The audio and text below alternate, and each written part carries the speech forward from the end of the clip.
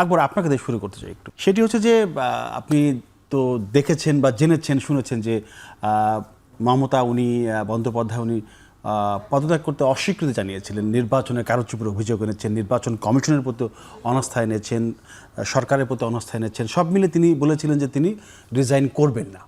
তো এই অবস্থা একটা ক্ল্যাশের দিকে যাচ্ছিল মনে হচ্ছিল। তো আজকে যেটা হলো, ওনাকে রাজ্যপাল দায়িত্ব থেকে পদ থেকে অব্যাহত দিয়েছেন। ফলে কোন দিকে যাচ্ছে আসলে? এমন ইতিহাস কি পশ্চিমবঙ্গে এর আগে পরে কখনো ছিল কিনা, এরকম হয়েছে কিনা? হ্যাঁ, থ্যাংক ইউ। মমতা ব্যানার্জির ক্ষেত্রে যে সিদ্ধান্ত রাজ্যপাল নিয়েছেন ওটা ওনাদের নিয়ম অনুযায়ী যেটা নেওয়ার কথা ওটা নিয়েছেন, কারণ ওনার রিজাইন করার কথা, এবং রিজাইন না করে আপনি রিজাইন করার কথাও সেটাও না, এটা অটোমেটিক ভেঙে যায়। আচ্ছা, মানে আপনি যখন ইলেকশনে হেরে যাবেন, ইলেকশনে যখন রেজাল্ট হয়ে যাবে তখন অটোমেটিকলি তো আপনি আর সরকার প্রধান থাকছেন না। এটাই এখানে কি রিজাইন করার কোনো নিয়ম আছে যে আমাকে রিজাইন করতে হয়? এটা হচ্ছে আনপ্রেসিডেন্টেড ঘটনা, যে ওয়েস্ট বেঙ্গলে কখনোই এই ধরনের ঘটনা আমরা অতীতে দেখিনি আর কি। আচ্ছা, হ্যাঁ, কারণ যেহেতু দীর্ঘ সময় ধরে সিপিএম ক্ষমতায় ছিল, একটানা প্রায় তারা 23 বছর বা 24 বছর ছিল। এরপর মমতা ব্যানার্জি এসে তিনিও একটানা প্রায় এই 15 বছর ছিলেন। সো আমরা এই ধরনের নজির কখনো দেখিনি। সো এটা দেখলাম। এখন আসলে এই বিষয়টা নিয়ে ইন্ডিয়ান যারা কনস্টিটিউশন এক্সপার্ট বা ওয়েস্ট বেঙ্গলের তারা কি বলেন সেটার ব্যাপারে আমাদেরকে দেখতে হবে। আর in general West Bengal election নিয়ে মমতা যে অভিযোগগুলো করছেন, আপনি সেখানে দেখবেন যে আমি সেদিন একটা লেখা পড়ছিলাম ইন্ডিয়ান একজন রিসার্চারের, তিনি বলছিলেন যে বিজেপি ওয়েস্ট বেঙ্গলকে টার্গেট করেছে, এটা একটা 7 বছরের project, it's a 7-year project. 7 বছরের মধ্যে 5 বছর আগে যে ইলেকশন হয়েছিল 2021 সালে, সেই নির্বাচনে তারা অংশত তাদের ফলাফল পেয়েছিল, এবং এই নির্বাচনে তারা পুরোপুরি ফলাফল পেয়েছে। এবং আপনারা জানেন যে এগুলো নিয়ে অনেক আলোচনা হয়েছে, কিভাবে সেখানে মাইনরিটি ভোটারদেরকে গত কয়েক বছর ধরে সাইডলাইন করা হয়েছে। এবার তো আমরা দেখলাম 90 লাখ ভোটার, 90 লাখ ভোটার, এর মধ্যে 65% মুসলিম ভোটার। হ্যাঁ, এই 90 লাখ ভোটারের মধ্যে 60 লাখ ভোটার হচ্ছে তাদেরকে অনুপস্থিত বা তারা মারা গেছে এটা বলে তাদেরকে বাদ দেওয়া হয়েছে, তারা নাই। আর বাকি 30 লাখ ভোটার, তাদের ক্ষেত্রে করা হয়েছে যে বিভিন্ন নামের ভুল কারণে, এই কারণে সেই কারণে তাদেরকে বাদ দেওয়া হয়েছিল। তারা কিন্তু এটা আইনি প্রতিকারও পায়নি। এই বিষয়টা নিয়ে মমতা ব্যানার্জি সুপ্রিম কোর্টেও গিয়েছিলেন। সুপ্রিম কোর্ট কিন্তু কোনো প্রতিকার দেয়নি। সুপ্রিম কোর্ট বলেছিল যে কারা কারা ভোটার তালিকা থেকে বাদ পড়েছে এটার একটা লিস্টটা একটা প্রকাশ করা হোক, দ্যাটস ইট।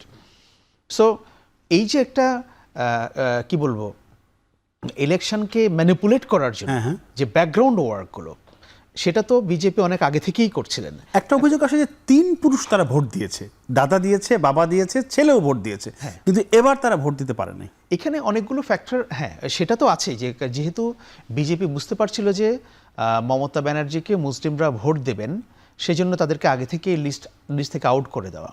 এবং আমি এরকম অনেক জায়গায়, আমি যেগুলো ইন্ডিয়ান মিডিয়া পড়ে আমরা যতটুকু জানলাম, আমরা যেহেতু সেখানে ছিলাম না, আমাদের তো ফার্স্ট হ্যান্ড ইনফরমেশন নাই। একটা স্টোরি আমি আল জাজিরাতে পড়ছিলাম, সেখানে বলা হচ্ছিল সীমা দাস একজন, সে দিল্লিতে একজন গৃহকর্মী, সে ইলেকশনের কয়েকদিন আগে ওয়েস্ট বেঙ্গলে যাবে। তো তাকে জিজ্ঞেস করছিলেন যে আল জাজিরার করেসপন্ডেন্ট, যে তুমি কাকে ভোট দিবা? আচ্ছা, তখন সে বললো যে আমায় এত বছর তো আমরা তৃণমূলকে ভোট দিতাম, এইবার আমার শাশুড়ি আমাকে কনভিন্স করেছে যে আমি বিজেপিকে ভোট দিব। বলছে কারণটা কি? বলছে আমার শাশুড়ি আমাকে বলছেন যে মমতা মুসলিমদেরকে খুব বেশি ফেভার করে, এইটা আমরা আর পছন্দ করছি না। সো হিন্দু ভোটারদের মধ্যে একটা, মানে আমি বলবো যে মেজরিটি অংশ কিন্তু বিজেপির দিকেই চলে গেছে। আর মুসলিম ভোটারদের মধ্যেও কিন্তু মমতা ব্যানার্জি যে একেবারে ফুল সাপোর্ট পেয়েছেন, বা ওই ভোটার তালিকাটা ঠিক থাকলেও যে ফুল সাপোর্ট পেতেন, ব্যাপারটা তাও না। কারণ হচ্ছে যে উনি যেহেতু 15 বছর ক্ষমতায় ছিলেন একটানা, এটা ফ্যাটিক ফ্যাক্টর। আপনি জানেন যে কোনো দেশে একটা সরকার যদি একটানা ক্ষমতায় থাকে, সে যতই ভালো করুক না কেন আমাদের সাউথ এশিয়ান পার্সপেক্টিভে, আপনি তাদেরকে নিয়ে একটা ক্লান্তি তৈরি হয় মানুষের। তাদেরকে নিয়ে জোর করে ক্ষমতা থাকার তো প্রশ্নই ওঠে না। গণতান্ত্রিকভাবে নির্বাচিত হলেও মানুষের মনের মধ্যে একটা ক্লান্তি থাকে, ফ্যাটিক থাকে, যে এদেরকে আর কত দেখবো। যার কারণে একটা কারণ, দীর্ঘদিন তারা ক্ষমতায়, মুসলিম ভোটাররাও কিন্তু অনেক জায়গায়, আমি যেটা স্ট্যাটিস্টিক্সে দেখলাম, তারা কিন্তু অনেকে বামফ্রন্টকেও ভোট দিয়েছে, অনেকে কংগ্রেসকেও, অংশ বামফ্রন্টকে ভোট দিয়েছে, যদিও তারা জিততে পারেনি বামফ্রন্ট বা কংগ্রেস, কিন্তু ওই যে ভোটগুলো পাওয়াতে তৃণমূলের ভোটটা কমে গেছে। সো এখানে অনেকগুলো ফ্যাক্টর আর কি। মমতা ব্যানার্জি যাই বলুক না কেন যে আমি সরবো না, ইয়ে করবো না, বিজেপির সেখানে ক্ষমতায় আসা না আসাকে আপনি পছন্দ করতে পারেন, অপছন্দ করতে পারেন, কিন্তু নির্বাচনের ফলাফলকে খুব বেশি আউটরাইটলি রিজেক্ট করে দেওয়ার সেই পরিস্থিতি পরিস্থিতি আছে বলে আমার মনে হয়। নেই। জি, সাইফ মুস্তাফা, আপনি একটু বলবেন। সেটি হচ্ছে যে আমরা দেখলাম যে নির্বাচনের ফলাফলের আগেই আমাদের পররাষ্ট্র প্রতিমন্ত্রী শামা ওয়াহিদ বলেছিলেন যে যে দলই ক্ষমতায় আসুক বাংলাদেশের সাথে সম্পর্কের কোনো প্রভাব পড়বে না। আসলে কি প্রভাব পড়বে না? প্রভাব তো আমরা মনে করি পড়বে। এর আগে পশ্চিমবঙ্গে যারা ক্ষমতায় ছিলেন তৃণমূল ছিলেন, তার আগে বাম ছিলেন, এখন বিজেপি আসলো। আপনি রাজনৈতিক দলের একজন নেতা, উনি সাংবাদিক হিসেবে বলেছেন, আপনি নেতা হিসেবে বলবেন যে আসলে কি প্রভাব পড়বে? আর যদি প্রভাব পড়ে আমাদের জন্য কোনো উদ্বিগ্নতার কোনো বিষয় আছে কিনা, যেহেতু আমাদের একেবারে বড় বর্ডার ওখানে আমাদের সাথে। দেখুন, প্রভাব তো অবশ্যই পড়বে। আমাদের একদম পার্শ্ববর্তী যেই প্রদেশ ভারতের, এবং নানাভাবে রাজনৈতিকভাবে আসলে এটার একটা ইফেক্ট আমাদের সাথে থাকে। এবং আপনি যদি দেখেন যে এই ইলেকশনটা, আমার সমালোচক অনেকগুলো ফ্যাক্টর বললেন, এই ইলেকশনটা হওয়ার আগে অনেকগুলো মেকানিজম তারা করার চেষ্টা করেছে। সেখানে 91 লাখ ভোটারকে কিন্তু তারা হচ্ছে যে বাতিল করেছে, এবং সেটা মূলত কিছু মুসলিম ভোটার, মতুয়া সম্প্রদায়ের ভোটার, এবং তারা নানাভাবে এইটা বলার চেষ্টা করছে যে এরা বাংলাদেশি। তো আবার হচ্ছে যে বাংলাদেশে ফেরত পাঠানোর মতো করে একটা প্রক্রিয়া কিন্তু করতে পারে, কারণ শুভেন্দু অধিকারী যে সম্ভাব্য সেখানকার মুখ্যমন্ত্রী হতে যাচ্ছেন, উনি কিন্তু তার মানে পুরোপুরি, আমি যতটুকু ফলো করেছি তাকে ইলেকশনের ক্যাম্পেইনিংয়ে, তিনি বাংলাদেশকে অনেক বেশি হাইলাইট করেছে ইন এ নেগেটিভ ওয়ে। যে কোনো এরকম মুসলিম বা কাউকে দেখলেই এরা রোহিঙ্গা, বাংলাদেশি রোহিঙ্গা, এদেরকে বিদেশে মানে বাংলাদেশে পাঠা, বা মমতা ব্যানার্জির যারা ভোটার তারা মূলত বাংলাদেশ থেকে আনা লোকজন। তো এই অ্যাঙ্গেলে কিন্তু সে ওইখানে একরকম এক পাবলিসিটি বা তার প্রচারণা চালিয়েছে। আবার আমাদের জুলাই গণঅভ্যুত্থানের পরে আমরা কিন্তু দেখেছি যে কিছু জায়গায় মন্দিরে হামলা হয়েছে, বা কিছু হিন্দু সম্প্রদায়ের আমাদের যারা ভাই বোনেরা আছে তাদের উপরে কয়েকটা হামলার ঘটনাকে তারা এত বেশি হাইলাইট করেছে, যেটাতে কিন্তু সেখানেও একটা ধর্মীয় বিদ্বেষ তারা গড়ে তুলতে সক্ষম হয়েছে, এবং দুই একটা ইনসিডেন্টকে তারা অনেক বড় করে সেখানে তুলেছিল। আচ্ছা, এই কারণে কি বলা হচ্ছে যে গত 2 বছরে বাংলাদেশের যে পরিস্থিতি, রাজনৈতিক পট পরিবর্তনের যে কারণ, সেই সমস্ত কারণে পশ্চিমবঙ্গে এবার বিজেপির ভোট বেড়েছে? এটা একটা মানে ওয়ান অফ দ্য কি ফ্যাক্টর, কারণ তারা যেভাবে আসলে ধরেন যে ওই রিপাবলিক বাংলাতে তাদের যে যারা হচ্ছে যে সাংবাদিক যারা থাকেন, তারা যেভাবে আসলে সারাদিন মিথ্যা প্রোপাগান্ডাগুলো ছড়িয়েছেন, এবং সেখানের যারা ধর্মভীরু বা ধর্মপ্রাণ যারা হিন্দু যারা আছেন, তাদের কাছে মনে হয়েছে যে মুসলিমরা তো আমাদের ভাই বোনদেরকে এভাবে অ্যাটাক করছে, কিন্তু আমাদের এখানে মমতা ব্যানার্জি যেটা বললেন যে আলাদা করে ফেভার করছে। তো এরকম একটা সাইকোলজিক্যাল গেম তারা খেলতে পেরেছে, এবং দীর্ঘদিন ধরে আসলে তারা এই ক্রাইটেরিয়াতে চেষ্টা করে যাচ্ছিল।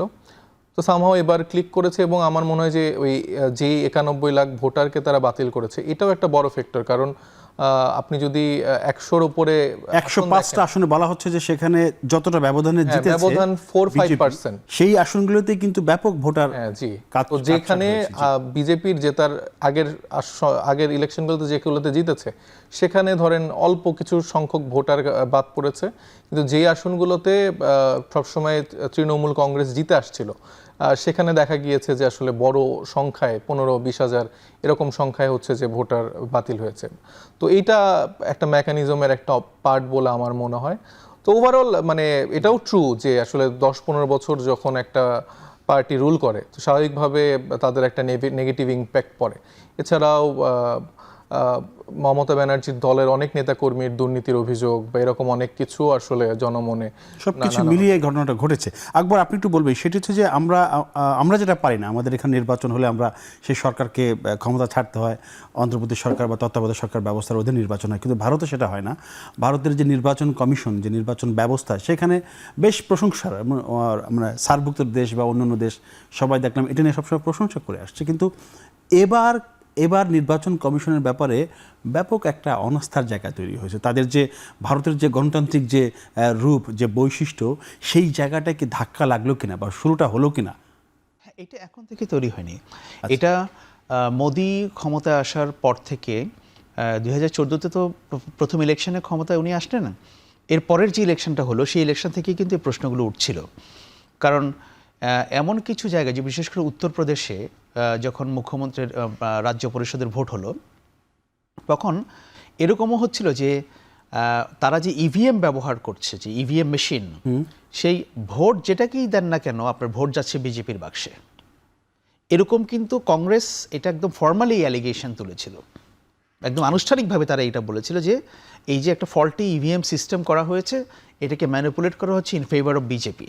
ভোট আমি যেখানেই দেই ভোট যাবে বিজেপিতে। আচ্ছা, এটা কিন্তু তারা একদম ফর্মালি বলেছে কংগ্রেস 2018 সালের 19 সালের নির্বাচনের সময়, এবং তারা বলেছিল যে এই ইভিএম মেশিন এগুলো বাতিল করতে হবে, এবং মোদি কিভাবে ইলেকশনকে ম্যানিপুলেট করছে, হ্যাঁ, তার কিছু সরাসরি ইনভেস্টিগেশন করে কংগ্রেস কিছু মানে প্রমাণও তারা হাজির করেছিল। কিন্তু আপনি জানেন যে দেখেন, ভারত হচ্ছে একটা অনেক বড় দেশ, এবং ভারতের যেটা হয় যে ওরা তো দীর্ঘ বছর ধরে, বহু বছর ধরে ডেমোক্রেসি প্র্যাকটিস করছে ইমিডিয়েটলি আফটার দেয়ার ইন্ডিপেন্ডেন্স, মানে ব্রিটিশ থেকে আলাদা হওয়ার পর থেকে। আর আমাদের ক্ষেত্রে যেটা হয় যে যেহেতু আমরা একসময় পাকিস্তানের অংশ ছিলাম, আমাদের তো তখন ডেমোক্রেসি ছিলই না, এমনকি বাংলাদেশ অংশেও তো আমরা ডেমোক্রেসি চর্চা করতে পারিনি। আপনি দেখেন আমাদের 55 বছরের বাংলাদেশের ইতিহাসে আমাদের সোকল ডেমোক্রেসি কয়বার ছিল, কয়টা ইলেকশন আমরা করতে পেরেছি? আমরা তো পরপর 2টা ভালো নির্বাচন করতে পারি নাই, পেরেছি কি না? হ্যাঁ, তো একটা ডেমোক্রেসি স্ট্যাবলিশ হতে পারে আপনার প্রথম শর্ত তো হচ্ছে নির্বাচন, বাকি আপনি যা যা বলবেন ওগুলো হচ্ছে দ্বিতীয়, তৃতীয়, চতুর্থ, পঞ্চম। প্রথম হচ্ছে আপনাকে একটা সুষ্ঠু, অবাধ, গ্রহণযোগ্য নির্বাচন হতে হবে। আমি বলি না যে একেবারে অনেক পারফেক্ট ইলেকশন 100%, না, অনেকে বলে 91 96 মোটামুটি একটা সেটা ছিল 91 সালে, কিন্তু ইলেকশন হওয়ার পরে 96তে কিন্তু প্রথম দফা ইলেকশনটা কিন্তু একতরফা একটা ভোট ট্রিগিং ইলেকশন ছিল বিএনপির আমলে, এটা মাথায় রাখতে হবে। এরপরে গিয়ে আরেকটা ইলেকশন হয়েছিল, সেটা ভালো নির্বাচন হয়েছিল। আচ্ছা, হ্যাঁ। সো আমরা কিন্তু এটা প্র্যাকটিস করি না, ভারত এটা প্র্যাকটিস করছে। সো তাদের ইনস্টিটিউশনগুলো কিন্তু অনেক স্ট্রং ছিল, বাট নরেন্দ্র মোদী ক্ষমতা আসার পর থেকে একটা ডিগ্রেডেশন শুরু হয়েছে, এবং তাদের যে ডিগ্রেডেশনটা শুরু হয়েছে এটা কিন্তু ভারতের পলিটিক্যাল পার্টি এবং সিভিল সোসাইটি সবাই একটা বলছে বিভিন্ন সময়।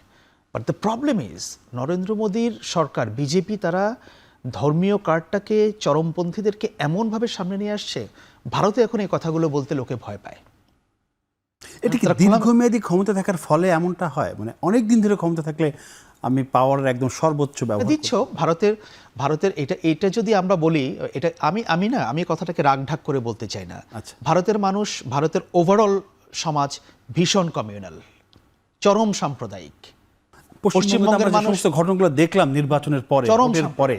আমাদের এখানে একটা শ্রেণী, একটা অংশ একটা সময় ছিল যে আমাদের এখানে দেখানো হতো, পোর্ট্রে করানো হতো যে পশ্চিমবাংলার কালচার, কলকাতার কালচার হচ্ছে যে কি বলবো, মানে এলিট কালচার। সেই ঢঙে কথা বললে, একটু চিবিয়ে কথা বললে, হ্যাঁ, আমরা তাদেরকে একটু সংস্কৃত মনে করতাম। আচ্ছা। কলকাতা থেকে 2টা পুরস্কার পেলে আমরা তাদেরকে বাংলাদেশে বুদ্ধিজীবী ভাবতাম। হ্যাঁ, কলকাতার সমাজকে আমরা মনে করতাম, বা আমাদের এখানে ধারণা দেওয়া হয়েছিল যে তারা এত সেকুলার। হ্যাঁ, কিন্তু আপনি দেখেন ইলেকশন রেজাল্টও দেখবেন, মোদি কিন্তু মানে বিজেপি শহরাঞ্চলে যথেষ্ট ভালো করেছে। সো ভারতের কিন্তু ওই যে একটা ধারণা যেটা দেওয়া হতো আমাদেরকে সবসময়, সেটা এখন আর নাই, ওটা ভেঙে খান হয়ে গেছে। সো আমাদের দেখবেন যে এই যে চরমপন্থীদের উত্থান ভারতে, দক্ষিণপন্থীদের উত্থান বা বিজেপির উত্থান, আপনি যেভাবেই বলেন না কেন, হ্যাঁ, ভারতে এটাই হওয়ার ছিল। উপমহাদেশের হিস্ট্রিটা যদি তাকান, এটা এরকমই। এখানে কিন্তু 2টা দেশ ধর্মের ভিত্তিতে, পাকিস্তান এবং ভারত, এমনি তৈরি হয়নি। এটা কিন্তু এমনি তৈরি হয় নাই। বাংলাদেশে আজকাল অনেকেই বলার চেষ্টা করেন যে না, হ্যাঁ, এটা এরকম হলো কেন, প্রয়োজনই তৈরি হয়েছে, অবশ্যই প্রয়োজন ছিল ভাগ হওয়া। এবং সেটা তখন ওই যে এখন আপনারা যেগুলো দেখতে পাচ্ছেন ভারতে উগ্র হিন্দুত্ববাদীদের যে আচরণ আমরা দেখছি, বা তাদের যে প্রভাব, সে একই জিনিস তো আমরা হিস্টোরিক্যালি যদি দেখি যে 47-এর আগেও ছিল, বা ওই সময়টার মধ্যে তো ছিল। তো এই যে ইতিহাস তো কখনো, মানে history never say goodbye, history repeats itself, ইতিহাস ফিরে আসে। আমি মনে করি যে ভারতে সেই ইতিহাসটা ফিরে আসছে। হঠাৎ করে আমরা দেখছি যে এনসিপির নেতারা, আসিফ মাহমুদ বা অন্যরা বিভিন্ন দেশের রাষ্ট্রদূতদের সাথে বসছেন, কথা বলছেন, যাচ্ছেন, ওটাই স্বাভাবিক, বা যেতেই পারেন, কিন্তু এটা নিয়ে বেশ আলোচনা হচ্ছে। হয়তো আপনারা রাগঢাক চেয়েছেন বা পরে প্রকাশ করেছেন বা চাপে পড়েছেন, মানে এই জায়গাটা একটু পরিষ্কার করবেন যে আসলে কি আলোচনা হচ্ছে বা কেন আপনারা যাচ্ছেন। অনেকে এগুলো নিয়ে প্রশ্ন করে আমাদেরকে। জি না, যেহেতু আমরা এখন বিরোধী দলে আছি, এটা তো একটা রুটিন ওয়ার্কের মতো। বিভিন্ন দেশের যারা দায়িত্বশীলরা আছেন, এখানে রাষ্ট্রদূত যারা আছেন, তারা তো এটা রুটিন ওয়ার্কের মতো বসেন, তাদের ইনভাইটেশন থাকে, আমরা অনেক সময় ইনভাইট করি। দ্বিপাক্ষিক অনেক বিষয় আসলে আলোচনা করা হচ্ছে। আমাদের এখন গণতন্ত্র কোন পক্ষে যাচ্ছে, কোন দিকে যাচ্ছে, সংস্কার ইস্যুগুলা কিভাবে সরকার হ্যান্ডেল করছে, এরকম নানা আসলে বিষয়গুলো নিয়ে আলাপচারণা হয়। তবে অবশ্যই দেশের স্বার্থ রক্ষা করে সবকিছু আলোচনা হচ্ছে, সো এটা নিয়ে কোনো আসলে মানে সংশয়ের বা টেনশনের কিছু নেই। ঠিক আছে, আমরা অন্য বিষয়ে কথা বলি। সেটা হচ্ছে যে আপনার বেশ কিছুদিন আগে, মানে এটা পুরনো ইস্যু, তারপর আমি একটু বলি যে আপনারা বেশ ঘোষণা দিলেন যে এনসিপির জন্য সবার দরজা খোলা। হ্যাঁ, সেটা বিএনপি, ছাত্রদল, ছাত্র শিবির, জামায়াত, আওয়ামী লীগ, ছাত্রলীগ, তারা সবাই আপনাদের সাথে রাজনীতি করতে পারবেন। তো সেই সাড়াটা কেমন পাচ্ছেন? আসছে আপনাদের দরজায় সবাই, কেউ কেউ? হ্যাঁ, মানে ঢাকায় তো 2 দফায় আপনারা জানেন যে অনেক বড় বড় নেতারা বিএনপি বিভিন্ন রাজনৈতিক দল থেকে যুক্ত হয়েছে। তারপরে আজকে চট্টগ্রামে আমাদের আহ্বায়ক সাহেব এবং হাসনাত আবদুল্লাহ দুজন গিয়েছেন, সেখানেও প্রায় 4000-এর অধিক বিভিন্ন দল থেকে আসে নেতাকর্মীরা যুক্ত হয়েছেন। বিশেষ করে বেশিরভাগ যারা শহীদ জিয়ার আদর্শে বিশ্বাসী, এরকম বিএনপিতে কিছু পোরখাওয়া যেসব নেতারা আছেন, তারাই মূলত যুক্ত হচ্ছেন। আর আওয়ামী লীগের বিএনপি থেকে যারা বহিষ্কৃত তাদেরকে আপনারা নিচ্ছেন? এমন অভিযোগ আছে নাকি, মানে বিএনপি থেকে বহিষ্কার হয়েছে চাঁদাবাজির অভিযোগে বা এরকম? অবশ্যই না, মানে তাদের এই রেকর্ডটা আমরা, মানে এই স্ক্রুটিনিটা আমরা করে নিচ্ছি অবশ্যই। আবার এই যেটা অনেক বেশি ছড়িয়েছে যে আওয়ামী লীগের ক্ষেত্রে, আওয়ামী লীগের প্রশ্নে আমাদের তাপস করার কোনো সুযোগ নেই। মানে আওয়ামী লীগ এবং এনসিপি কখনো এক পাতে আসার কোনো সুযোগ নেই। তো আপনারা তো আহ্বান জানিয়েছেন ছাত্রলীগ, এবং সেটা হচ্ছে যে যারা হচ্ছে যে নিরপরাধ, যারা হচ্ছে যে এই আইডিওলজি হয়তো বা ভোটার বা কোনো রকম কখনো অপরাধ করেনি, যাদের কোনো এরকম হিস্ট্রি নেই, রেকর্ড নেই, এরকম মানুষকে আমরা আহ্বান জানিয়েছি। প্রশ্ন আপনি একটু বলবেন, ধরুন ওনারা ছাত্রলীগ বা আওয়ামী লীগ বলেন বা যুবলীগ বা ছাত্র দল শিবির আহ্বান জানাচ্ছে, ঠিক আছে, তো যারা নিরপরাধ আওয়ামী লীগের, তারা ওনাদের ব্যানারে গেলে রাজনীতি করতে পারবে, তাহলে ওই নিরপরাধ ব্যক্তিরাই তাদের প্ল্যাটফর্মে তাদের দলের সাথে রাজনীতি কেন করতে পারবে না? না, একটা গুরুত্বপূর্ণ প্রশ্ন তুলেছেন। আমি এখন যেগুলো বলবো আওয়ামী লীগ প্রসঙ্গে বা এনসিপি যে আহ্বান করেছে, এটা বললে হয়তো সাইফ মুস্তাফিজ ব্যাপারটাকে খুব পজিটিভলি নাও নিতে পারেন, সেটা আগে বলে রাখছি। কারণ হচ্ছে আমার এই ব্যাপারে আমার নিজস্ব একটা পলিটিক্যাল অ্যানালিসিস আছে। সেটা হচ্ছে আমি মনে করি যে বাংলাদেশে এই যে আওয়ামী লীগ বাংলাদেশের মুক্তিযুদ্ধের নেতৃত্ব দিয়েছিল, নেতৃত্ব দানকারী দল, সেটা নিয়ে অনেক প্রশ্ন আছে, কিন্তু দিয়েছিল, এই দলটাই তখন ইয়েতে ছিল, অন্যান্য দলও ছিল, তারাও ছিল। এটাকে আমাদের স্বীকার করতে হবে, এটা আমি করি। এবং আওয়ামী লীগ ধরেন বাংলাদেশের একটা অংশের মধ্যে এখনও তাদের প্রাসঙ্গিকতা আছে, সেটা কত বড় কত ছোট সেটা আমি জানি না, আমার ধারণা এটা খুব বেশি বড় না, স্মল পোর্শন, এবং কিছু অঞ্চলভেদে সেটা আছে, এটাও আমাদের স্বীকার করতে হবে এবং আমি এটা মানি। এখন কথা হচ্ছে আওয়ামী লীগ জুলাই আগস্টের অভ্যুত্থানের সময় যা কিছু করেছে, এটা যদি কারোর মধ্যে বিবেক থাকে, সে আওয়ামী লীগকে সাপোর্ট করতে পারবে না, যদি তার সেই বিবেকটা থাকে। আর যদি বিবেক না থাকে তাহলে আপনি অনেক কিছুই করতে পারেন, ওটা সমস্যা নাই। এখন প্রশ্ন হচ্ছে আপনি আওয়ামী লীগকে কীভাবে অ্যাকোমোডেট করবেন? যারা হত্যাকাণ্ডের সঙ্গে জড়িত, যারাদের হাতে মানুষের রক্ত আছে, এরকম ঘটনা তো জেলা পর্যায় পর্যন্ত ঘটেছে। যারা হত্যাকাণ্ডে উস্কানি দিয়েছেন, বিভিন্নভাবে ফ্যাসিলিটেট করেছে, এরকম লোকের তো আওয়ামী লীগের অভাব নাই। সো আমি মনে করি যে যেটা হওয়া উচিত, একটা ন্যাশনাল রিকনসিলিয়েশন কমিশন করা দরকার। এটা কথা একবার উঠেছিল, রিকনসিলিয়েশন শব্দটা বারবার এসেছিল। হ্যাঁ, এবং এখানে একটা রিকনসিলিয়েশন আমাদের হতে হবে। আচ্ছা, আমাদের সামনে এছাড়া আর খুব বেশি রাস্তা নাই। এটা হয়তো আপনি এখন করবেন না, 5 বছর পরে করবেন, কিন্তু হতে হবে। বরং রিকনসিলিয়েশন হলে পরে আনুষ্ঠানিকভাবে ভালো, আর যদি রিকনসিলিয়েশন না হয় আপনি ব্যাকডোর দিয়ে তাদেরকে স্পেস করে দেন, বরং ওটা খারাপ। এনসিপি কি ব্যাকডোর দিয়ে করার চেষ্টা? সেটা এনসিপিও করতে পারে, বিএনপিও করছে, জামায়াতও করবে, করছে, সবাই করবে একটা। কারণ রাজনীতি তো এখন যেভাবে আছে এভাবে থাকবে না 5 বছর 4 বছর 7 বছর পরে। সো দেখবেন যে এই দলগুলো তাদের নিজেদের স্বার্থেই পেছনের দরজা দিয়ে আওয়ামী লীগকে স্পেস করে দিবে কোনো না কোনোভাবে।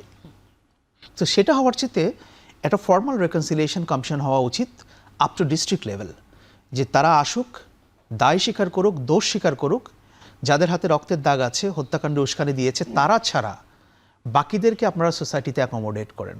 সে চাকরি করুক, সে ব্যবসা করুক, সে সামাজিক অনুষ্ঠানে যাক, কিন্তু সে তো একেবারে কেউ কোথাও যেতে পারছে না, তাকে সে স্কোপটা দিতে হবে তাকে। এছাড়া আমার হাতে কোনো ওয়ে নাই, মানে এটা হচ্ছে আমার মানে অ্যানালিসিস। কিন্তু যদি আপনি সেটা না করেন, তাহলে কি হবে? কারণ আওয়ামী লীগও তো একটা পর্যায় পর্যন্ত এটা পুশ করতে চাইবে। এখন পুশ করে তারা কত দূর যাবে সেটা পরের হিসাব।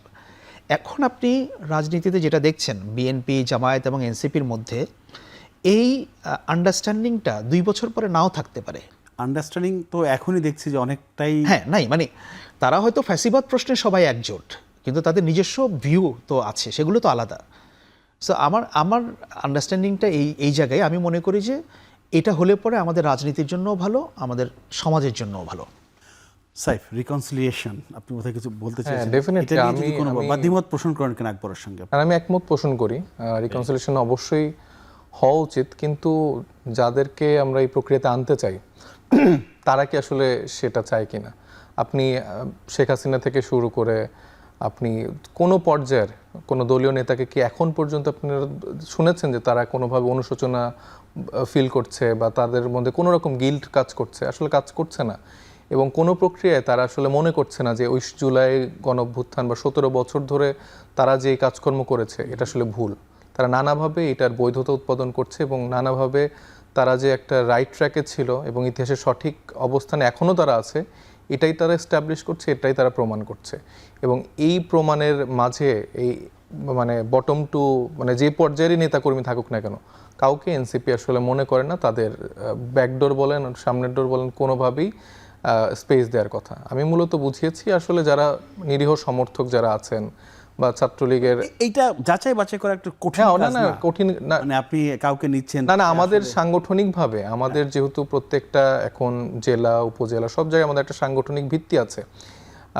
ভাই যেটি বললেন যে প্রত্যেকটা জেলা বা বিভিন্ন থানা পর্যায়েও যেরকম আওয়ামী লীগের লোকজন যে সন্ত্রাসী কার্যকলাপ চালিয়েছে, যে গণহত্যা চালিয়েছে, সেটার তো অপর সাইডে যারা ছিলেন তারাই তো মূলত একটা বড় অংশ আমাদের সাথে যুক্ত আছেন।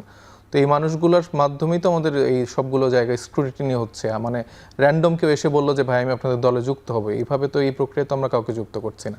অবশ্যই একটা ক্রাইটেরিয়া মেনটেন করে তাদেরকে যুক্ত করা হচ্ছে। তো ডেফিনেটলি খুবই ভালো হতো যদি আসলে রিকনসিলিয়েশনের মাধ্যমে যদি আমরা আসলে তাদেরকে একটা প্রক্রিয়া আনতে পারতাম, কিন্তু তাদের মধ্যে আসলে সেই অনুশোচনা বোধ এখন তো নেই, আমার মনে হয় না সামনে কোনো দিন আসবে। সেই ক্ষেত্রে আকবর হোসেন, ধরেন আওয়ামী লীগ তো বড় একটি দল, এখন তাদের যে অবস্থা, তাদের যে সিচুয়েশন, বা বিএনপি, আওয়ামী লীগ, জামায়াত, এনসিপি, এখন এই দলটাকে আপনি নিষিদ্ধ করে বা বের করে দিয়ে বা চাপ দিয়ে রেখে, ফলে আমরা দেখি যে এর আগে আমি আলোচনা করেছিলাম, ধরেন প্রতিবেশী দেশ, সেখানে বিজেপি ক্ষমতায় আসছে পশ্চিমবঙ্গে, তারা নানাভাবে পুশিন করার চেষ্টা করবে, এটা আশঙ্কা করা হচ্ছে। এর আগে পরে তারা করেছেও, বড় একটি গোষ্ঠীকে তারা বলা হচ্ছে কাশ্মীরের মতো কিছু করবে সীমান্তে। ফলে এই সময়গুলোতে কিন্তু দেশে একটা জাতীয় ঐক্যের দরকার হয়, যখন এরকম ক্রাইসিস তৈরি হয়। সেই জায়গাটায় ধরেন আওয়ামী লীগকে রেখে আপনি জাতীয় ঐক্য করা আসলে কি সম্ভব হবে? দেখুন, শেখ হাসিনা বলুন বা আওয়ামী লীগের আরও নিচের দিকের নেতারা বলুন, একেবারে ইউনিয়ন পরিষদের চেয়ারম্যান পর্যন্ত পালিয়ে গেছে না 5ই আগস্টের পরে? তাদেরকে কি ইমাম থেকে শুরু করে মানে তাদেরকে কেউ তাড়িয়ে দিয়েছিল না? আমরা হঠাৎ করে দেখলাম 6-7 তারিখে যে বাংলাদেশ আওয়ামী লীগ ফাঁকা, আওয়ামী লীগ মুক্ত। তো কেন তারা চলে গেছে? এটার আমার একটা অবজারভেশন হচ্ছে যে আমরা দেখেছি যে তারা কতটা খারাপ কাজ করেছে, আমরা যতটা না দেখেছি তারা নিজেরা জানে তারা কতটা খারাপ, এবং যারা জানে সে কতটা খারাপ এই জন্য সে চলে গেছে।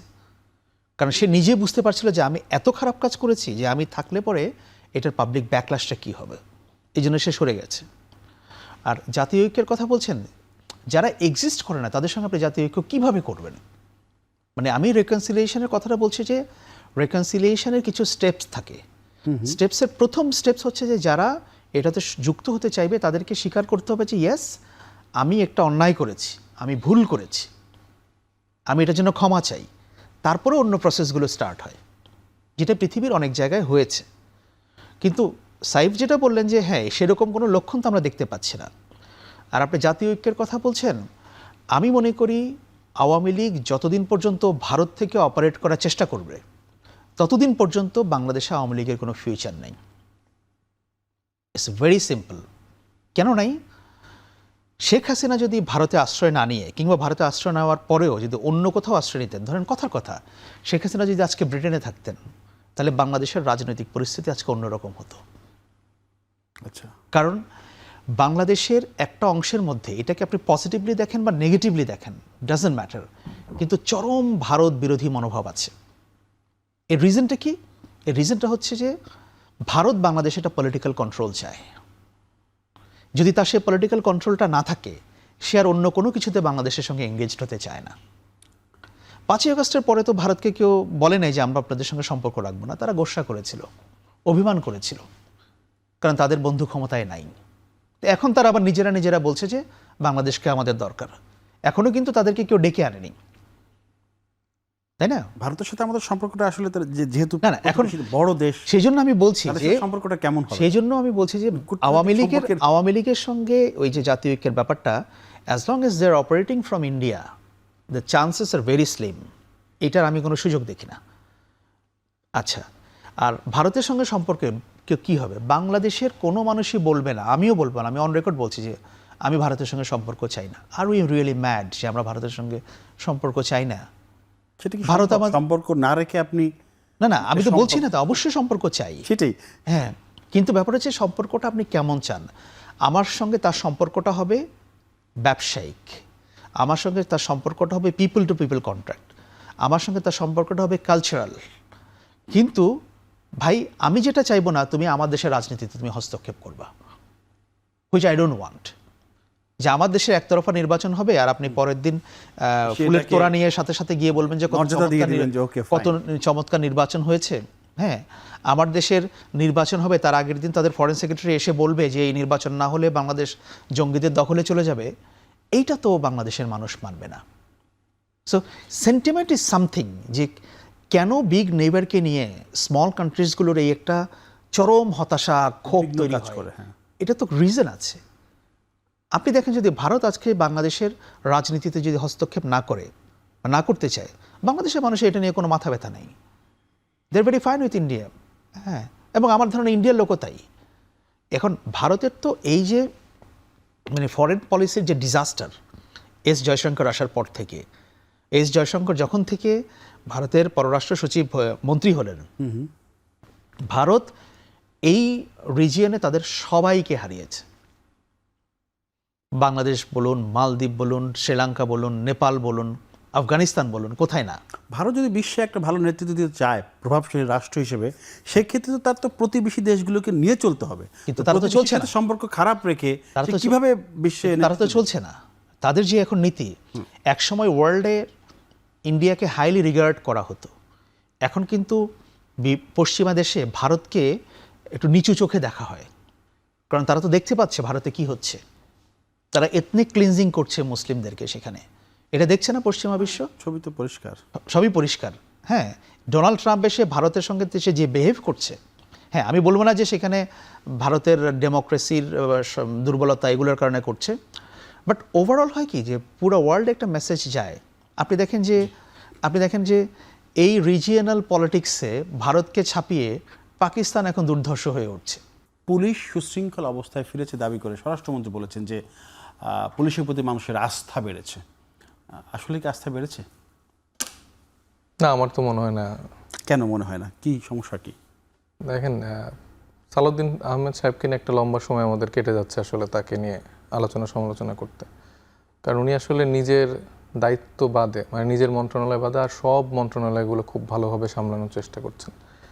তো এই জন্য আসলে তার যেই মন্ত্রণালয় এবং সারা দেশে যে আইন শৃঙ্খলার পরিস্থিতি, আপনি বললেন যে গত 4 মাসে যেরকম হত্যা হয়েছে, ধর্ষণ হয়েছে, যেটা লাস্ট 2 ইয়ার্সের যদি আমরা তুলনা করি, এটা এখন সর্বোচ্চ।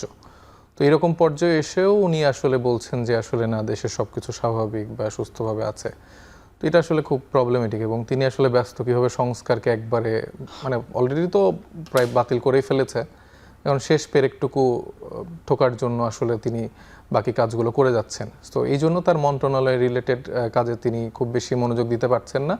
ওই পুলিশের ভাইরা যতটুকু যা তাকে বলছেন ওইটুকু মেনে নিচ্ছেন, হয়তো বা কয়েকদিন পর বলবেন যে আমার আগের সরকারকে ফেরত চাই, এরকমও হতে পারে, এরকমও বলতে পারে। পুলিশটা চাইতে পারে, যারা আগের ফরম্যাটে যারা আছেন তারা তো ওনার কাছে এই দাবিটাও করতে পারে যে আমার আগের পোশাকের মতো আমার আগের আপাকে ফিরিয়ে দেন।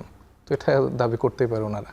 তো এখন সালাউদ্দিন ভাই অবশ্যই অনেক যোগ্য একজন ব্যক্তি, তবে আমার মনে হয় যে তার অন্য সব দায়িত্ব এখন রেখে আমার মনে হয় যে তার অন্তত এখন স্বরাষ্ট্র মন্ত্রণালয়ের দিকে দেখা উচিত।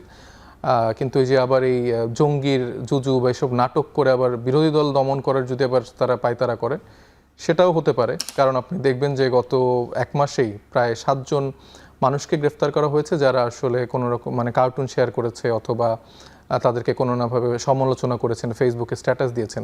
তো এরকম মানুষগুলোকে কিন্তু তুলে নিয়ে যাওয়া হয়েছে এবং সমালোচনার বলেছেন জঙ্গি তৎপরতা বা জঙ্গি নেই, তৎপরতা কিছু আছে। ওদিকে আবার ডক্টর জাহিদুর রহমান বলেছেন যে জঙ্গি আছে, সেটাকে আমরা জিরো পর্যায়ে সেটাই মানে আমরা পরস্পর বিরোধী বক্তব্য। দুইজন দুই রকম কথা বলছেন, একজন প্রধানমন্ত্রীর কার্যালয়ের মানুষ আর একজন হচ্ছে স্বরাষ্ট্রমন্ত্রী। এত বেশি তাদের মন্ত্রিসভা উপদেষ্টা আসলে তারাও মাঝে মধ্যে হয়তো কনফিউজড হয়ে যান। সো স্টেটমেন্টগুলো একরকম থাকলে ভালো, দেশের মানুষ বা দেশের জনগণের কাছে একটা ক্লিয়ার মেসেজ যায়। তো এখন তারা বুঝতে পারছে যে এদের মধ্যে আসলে সেই জায়গাটা নাই, আন্ডারস্ট্যান্ডিংটা নাই, এক একজন এক এক রকম কথা বলছে। তো দেশের স্বার্থে আমি মনে করি যে মানে আমরা তো এখন অনেক প্রসঙ্গ নিয়ে কথা বলছি, কিন্তু দেশে কিন্তু অনেক ধর্ষণ বেড়ে গিয়েছে। আমাদের নারীরা শুধু না, ছোট ছোট বাচ্চা মেয়েরা ছেলেরাও এরকম অনেক রকম ফিজিক্যাল হ্যারাসমেন্টের শিকার হচ্ছে, ধর্ষণের শিকার হচ্ছে। তো এটা আসলে খুবই অ্যালার্মিং এবং এই ঘটনাগুলোর পেছনে কিন্তু আপনি দেখবেন কোনো না কোনোভাবে রাজনৈতিক দল, পাওয়ার, এই জায়গাগুলো অনেকভাবে কানেক্টেড থাকে। এবং এখানে মাদ্রাসার কিছু ইস্যু এসছে, রাজনৈতিক দল, পলিটিক্যাল পার্টির কিছু ইস্যু এসছে, এগুলো সলভ করা উচিত। কারণ এটাকে যখন এক্সাম্পল হিসেবে আরও মানুষ দেখে তখন কিন্তু তারা সেই সাহসটা পায়। প্রথমে যদি আমরা আসলে এটা শক্ত হাতে দমন করতে পারি এবং একটা এক্সাম্পল ক্রিয়েট করতে পারি সোসাইটিতে যে এটার আসলে কোনো রকম সুযোগ নেই, ছাড় নেই, তাহলে আমার মনে হয় যে সমাজে একটা সুস্থ একটা পরিবেশ তৈরি হবে। না হলে দেখা যাবে আবার কোনো না কোনো হারকিউলিস তৈরি হচ্ছে, সেটা আবার কিন্তু বাংলাদেশের মানুষের জন্য এটা ভালো হবে না। তো আমি মনে করি যে বিএনপির যে স্টান্টবাজি রাজনীতি এখন চলছে সেটা থেকে বের হয়ে আসলে জনগণের জন্য আসলে রাজনীতিটা করা উচিত। এখন আমি লং ড্রাইভে যেতেই পারি, এখন পিছনে আমার পিআর টিম নিয়ে, এটা কেমন লং ড্রাইভে আমি জানি না। সো আমি যদি আমার পার্টনার বা আমার কাউকে নিয়ে আমি লং ড্রাইভে যাই, আমি নিশ্চয়ই পিআরের স্টান্টবাজি করব না, বা এই যে হেঁটে একটু হেঁটে গেলাম, এটা করলাম ওইটা করলাম, এটার থেকে আমার মনে হয় যে কাজটা মানুষ দেখতে চায় বেশি। আপনি 14 ঘন্টা অফিসে যাই করেন না কেন, মানুষ যদি আসলে তার নাগরিক সুবিধাগুলো না পায়, সেটা আসলে সমস্যাজনক। আপনি এখন অসুবিধা হলে একটা ফট করে কার্ড ধরিয়ে দিচ্ছেন, এটাও খুব সমস্যাজনক। এটা যে একটা স্ক্যাম, এটা আমার মনে হয় যে বাংলাদেশের মানুষ, যারা সচেতন মানুষ, তারা তো বুঝছেই। যেই আমাদের যে দরিদ্র মানুষরা যারা আছেন বা যাদের শিক্ষাগত জায়গাটা আসলে একটু কম, তারা হয়তো এখনো বুঝে উঠতে পারছেন না, কিন্তু খুব শীঘ্রই আসলে তারাও বুঝে যাবেন। যেই ধরনের যে এলপিজি গ্যাসের কথাটা আসলো, 1200 টাকা থেকে হুট করে 1800 টাকা তারা হচ্ছে যে দাম নির্ধারণ করে দিল, কিন্তু বাজারে এটা মিলছে কয় টাকায়? 2200 টাকা নিচে পাওয়া যাবে। এখন হচ্ছে যে আমাদের ত্রাণকর্তা, আমাদের সুপার ম্যান, আমাদের তারেক রহমান সাহেব, তিনি হচ্ছে যে এলপিজির কার্ড হচ্ছে যে সবাইকে দিবেন। এই কার্ডে কি হবে? 1800 টাকা আপনারা পাচ্ছেন। তো আপনি দেখেন কিভাবে দাম বাড়ালো, তার থেকে আবার একটু 300 টাকা বাড়িয়ে কার্ড দিয়ে আপনাকে 1800 টাকায় আপনি কিন্তু খুশি, তো আচ্ছা থাক 1800 টাকায় তো পেলাম। আবার এই যে তেলের যেই বিপণন ব্যবস্থা, এটা সরকার কেন কন্ট্রোল করতে পারছিল না? আপনি একসময় জনগণ মানে বাধ্য হয়ে গেল যে না, আপনারা দাম বাড়ান। এখন তো পরিস্থিতি অনেকটা নিয়ন্ত্রণ। এখন তো কোথাও লাইন নেই, তো পাম্পে কোথাও লাইন নেই, এখন তো পরিস্থিতি নিয়ন্ত্রণ। এই একটা তেল এই জায়গা দিয়েই ধরেন যে বিএনপি মোটামুটি তাদের 17 বছরের কিছু কিছু ক্ষতি তারা পুষিয়ে নিয়েছে বলে আমি মনে করি। তো এইটাই যে দেখেন, তারা এতদিন পর যে সুযোগটা আসলে বাংলাদেশের মানুষ, এত মানুষ শহীদ হয়ে যেই রক্তের ওপর দাঁড়িয়ে তারা আসলে সুযোগটা পেল, কারণ আমি মনে করি তাদের নিজস্ব সেই যোগ্যতা ছিল না। তাদের এই ক্ষমতায় আসা বা তারেক রহমান সাহেব বলি, সালাউদ্দিন আহমেদ বলি, তাদের আসলে সেই ক্যাপাসিটি ক্যাপাবিলিটি কোনোটাই কখনোই ছিল না। থাকলে হয়তো 17 বছর ধরে মানে মানুষের অপেক্ষা করতে হতো না। আমরা কখনো প্রহর গুনতাম না যে কখন এই বিরোধী দল রাস্তায় কিছু একটা করে ফেলবে, বা ঈদের থেকেও আমি বেশি এক্সাইটেড থাকতাম যে ঈদের পরে কখন তারা আসলে রাস্তায় রাজপথে আন্দোলন নামবে। তো আমি দেখতাম কখনো আর সেটা হইতো না। জি, আকবর হোসেন, সাইফ অনেকগুলো বিষয় বলেছে আপনার এই যে ঈদের পরে আন্দোলন, এটা নিয়েও কথা হয়েছে। তবে তার আগে আমি একটু আইন শৃঙ্খলা নিয়ে আপনি একটু বলবেন। সেটি হচ্ছে যে স্বরাষ্ট্রমন্ত্রী বলেছিলেন যে নির্বাচনের পরে যে মবের বিদায় হয়েছে, মবকে তারা বিদায় জানাচ্ছে, কিন্তু আসলে কি মব বিদায় হয়েছে? চুরি, ডাকাতি, ছিনতাই, খুন, হত্যা, ধর্ষণ তো হচ্ছেই। আরেকটা তিনি বললেন, এটা আপনি হয়তো জানেন, যে এই যে নারী শিশু নির্যাতন হচ্ছে গত 4 মাসে 1028 জন, এটা পত্রপত্রিকায় এসে যে গণনা করা হয়েছে, কিন্তু এর বাইরে অনেক হচ্ছে, আমরা হয়তো জানি না। বিশেষ করে শিশুদেরকে এইটাকে কি সামাজিক বড় কোনো অবক্ষয়, মানে একেবারে বাজে অবস্থায় কেন, শিশুদেরকে কেন, এটা বিচার কি হয় না নাকি? অবক্ষয় এটা ব্যাপার না, হ্যাঁ। ব্যাপার হচ্ছে ইটস অল অ্যাবাউট গভর্নেন্স, সুশাসনের অভাব। It's all about law and order issue. আচ্ছা, আপনি কিভাবে এটাকে হ্যান্ডেল করবেন। পৃথিবীর কোনো সমাজ ছেড়ে দিলে সেটা সভ্য হবে না, হয় না বলেই আইন শৃঙ্খলা, আইন থাকে, পুলিশ থাকে, এবং সেটাকে প্রয়োগ করতে হয়, কঠোরভাবে প্রয়োগ করতে হয়। কিন্তু আমরা যেটা তো শুনলাম যে ইন্টারিম গভর্নমেন্ট অনেক কিছু করতে পারে নাই, মব হেন তেন প্রতিদিন শুনতাম, এবং এখন কেন হচ্ছে? একটা ধারণা দেওয়া হয়েছিল যে ইলেকশন হলে পরে সব ঠিক হয়ে যাবে। ঠিক হয়ে যাবে। দ্যাটস ফাইন, আমিও সেটা বিশ্বাস করেছিলাম, বা হয়তো আমি এখনও করি। কিন্তু যেটা হয়েছে যে আমি আশা করেছিলাম স্বরাষ্ট্রমন্ত্রী যখন সালাউদ্দিন আহমেদ সাহেব হলেন, আই এক্সপেক্টেড বেটার, যে উনি হয়তো ভালো কিছু করবেন, বা ওনার সেই একটা কি বলবো শক্তভাবে আইনের প্রয়োগটা উনি দেখাবেন। কিন্তু আমি দেখলাম যে উনি ক্ষমতা নেওয়ার পর থেকে উনি অনেক বেশি ব্যস্ত হলেন পুলিশের পোশাক পরিবর্তন, অনেক বেশি উনি ব্যস্ত সংবিধান, হ্যাঁ উনি অনেক বেশি ব্যস্ত ওনার পার্টির ব্যাপারটা। আইন শৃঙ্খলা নিয়ে এই সরকারের ভিশন কি, তারা কোথায় দেখতে চায়, হ্যাঁ এইটা নিয়ে আমি ওনার কোনো পরিকল্পনা, কোনো স্টেটমেন্ট আমি দেখলাম না, আনফর্চুনেটলি। আমি একটা কথা সব জায়গায় বলি, আজকেও এখানে বলি, যে একটা গভর্নমেন্ট যখন সাকসেসফুল হয়, মানে মানুষ, দেশ যখন এগিয়ে যায়, তার 4টা প্যারামিটার থাকে। নাম্বার 1, এনার্জি সিকিউরিটি, আপনাকে বিদ্যুৎ, গ্যাস ট্যাস এগুলো সব দিতে হবে।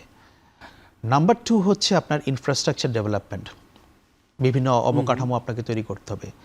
3 নাম্বার প্যারামিটার হচ্ছে ল অ্যান্ড অর্ডার। ধরেন 3 নাম্বার, প্রথমটা তো করাই যেত, হ্যাঁ, যেটা আমি বললাম যে এই 4টার মধ্যে একটা হচ্ছে ল অ্যান্ড অর্ডার। আপনি যদি ল অ্যান্ড অর্ডার ঠিক করতে না পারেন, তাহলে পরে আপনি এই যে বিদেশি বিনিয়োগের স্বপ্ন দেখছেন, বিদেশি বিনিয়োগ তো দূরের কথা, দেশের মানুষই ইনভেস্ট করবে না। কারণ সে তো আতঙ্কিত, সে আতঙ্কিত, চিন্তা করবে আমি তো লস খাবো, আমি তো লস খাবো। হ্যাঁ, আপনি দেখেন যে পুলিশের প্রেজেন্সটা আপনি সেভাবে দেখবেন না। পুলিশ কিন্তু তার কাজ ঠিকই করছে, কিভাবে দরিদ্র মানুষকে হয়রানি করা যায়, কিভাবে থানায় গেলে পরে উৎকোচ নেওয়া যায়, সেগুলো কিন্তু চলছে। সেনাবাহিনী পর্যায়ক্রমে তুলে নেবে জুনের মধ্যে, তাহলে কি পরিস্থিতি আবার? সেটা তো অন্য হিসাব। এই প্রসঙ্গে যেহেতু আপনি আসলেন, আমি তো ভেবেছিলাম যে যেদিন ইলেকশন হয়েছিল তার পরের দিনে মনে হয় সেনাবাহিনী ব্যারাকে ফেরত যাবে, মানে that was the impression we were given. এরকম একটা কথা ছিল, তাই না? সেনাবাহিনী কিন্তু এখন তো জুনে ফেরত যাবে, তার মানে হচ্ছে এই সরকার আসার 3 মাস পর সেনাবাহিনী ব্যারাকে ফেরত যাবে, বা 4 মাস, না হোয়াটএভার।